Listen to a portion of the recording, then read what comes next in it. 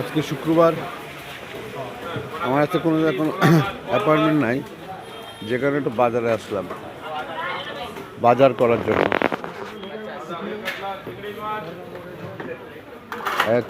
মাছের বাজারে ঢুকতেছি।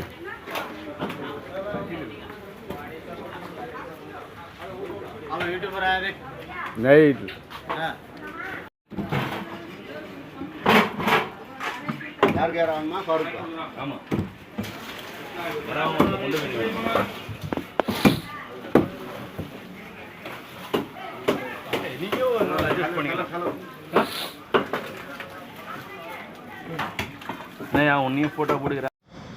মাছের মাথা দিয়ে আলুটা রান্না করব, যে কারণে আলুটা একটু সিদ্ধ করে নিচ্ছি। এর ভিতরে আমি একটু পরিমাণ মতো হলুদ দিয়ে দিচ্ছি, হলুদের গুঁড়ো।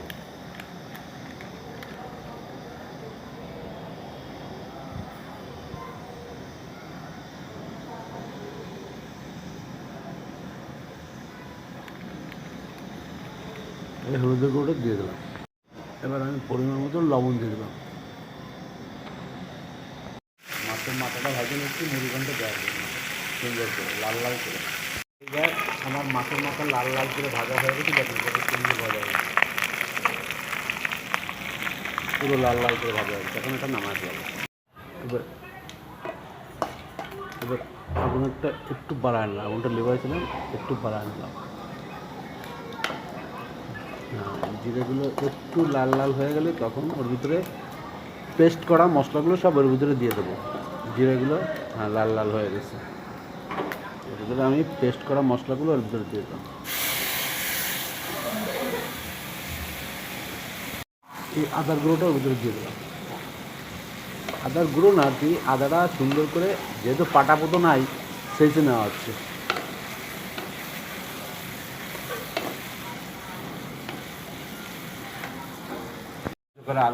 এই সিদ্ধ করা আলুটা জল এবার ওর ভিতরে আমি দিয়ে দিচ্ছি।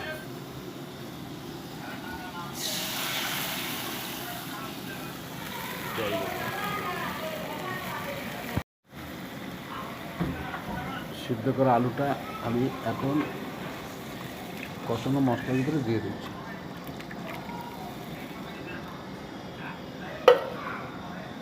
হচ্ছে কাতলা মাছ রুই মাছের মাথা দিয়ে আলু দিয়ে একটা ঘন্ট, খুবই সুস্বাদু। মাছ মাংস ছাড়া আপনারা এইটাই খাবেন শুধু, আর অন্য কিছু খাওয়ার প্রয়োজন হবে না। হ্যাঁ, এবার টকবক করে ফুটতেছে। এবার আমি মাছের মাথাগুলো ওর ভিতরে আস্তে আস্তে দিয়ে দেবো। এর ভিতরে আমি ওই যে ভেজে রাখছিলাম যে মাছের মাথা, ওইগুলো আস্তে আস্তে করে দিয়ে দিলাম।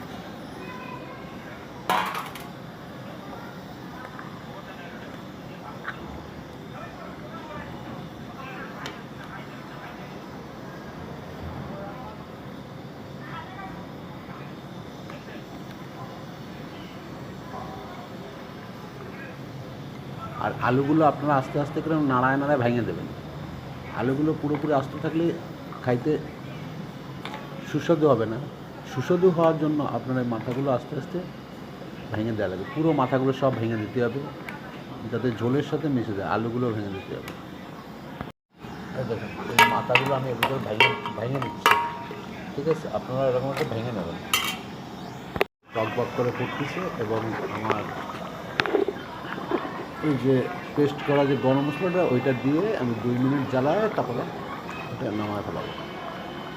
পেস্ট করা গরম মশলাটা আমি ওর ভিতরে দিয়ে মাছের মাথা দিয়ে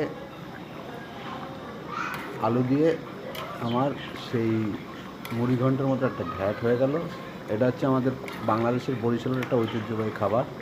ছোটোবেলায় খেতাম, কোনো বিয়ে বাড়িতে গেলি, কোনো শ্রাদ্ধ বাড়িতে গেলি এই খাবারটা দিত।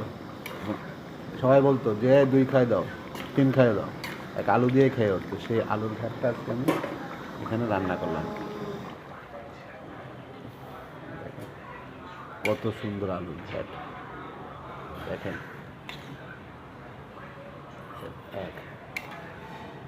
এরকম দলা দলা হবে, এরকম দলা দলা হবে।